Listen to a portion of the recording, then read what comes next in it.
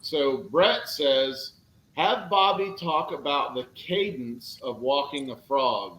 That should help a lot of people on here. I would agree. Bop, bop, bop, bop, bop. Yes. Who sees the Yes. frog? I don't see the frog. Do you see the frog? Set the hook, Bobby. Jerk. Set the hook. That's how you walk it. Jerk, I'm it's sorry. time. I just took Bobby's question. I'm sorry. I wanted to do the Bobby, but That's seriously, that's how you walk the frog. Bop, bop, bop, bop, bop, bop.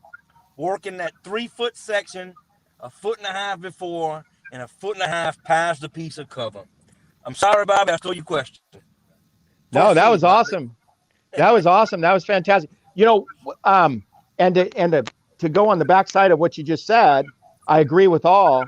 But one of the biggest reason why guys have a tough time walking the frog is they get too aggressive with the rod, and they say, "Oh, I need a softer rod." You could walk a frog with a pull cue. Literally, go into a pool hall, put some eyes on this thing, and you can walk a frog. It's all about you're just barely going to feel that frog on a downward stroke. You're just barely feel it, barely, and you will have that guy doing this right here.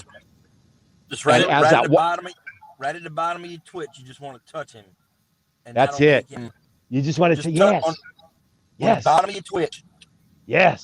So, do you guys feel like it's important that once you twitch, you kind of throw the rod tip back at it a little bit, so there's a little bit of slack, so it allows it to have a little bit of slack to go from one side to the other. Like that's how I do it personally. Like when I twitch it, I bring the rod back to where it started. Yes.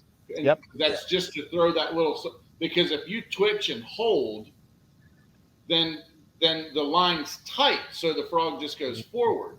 Where if you twitch and throw the slack back, then there's slack in your line, so that allows it to drift off to one side. And then you twitch again and throw the slack back. Don't twitch and hold. Twitch and throw it back, and then it'll drift the other way. It's got to have a little bit of slack to make it be able to drift. Now, sometimes you might want to work it straight, and if you just want it to go straight along, then you would twitch it and hold it. But you got to twitch and throw a little bit of slack back at it, and that gives it that nice sashaying action. It's like a Zara spook. If your line is tight, to the nose of a Zara spook, it would come back completely straight. There's no walking of the dog. There's none of this.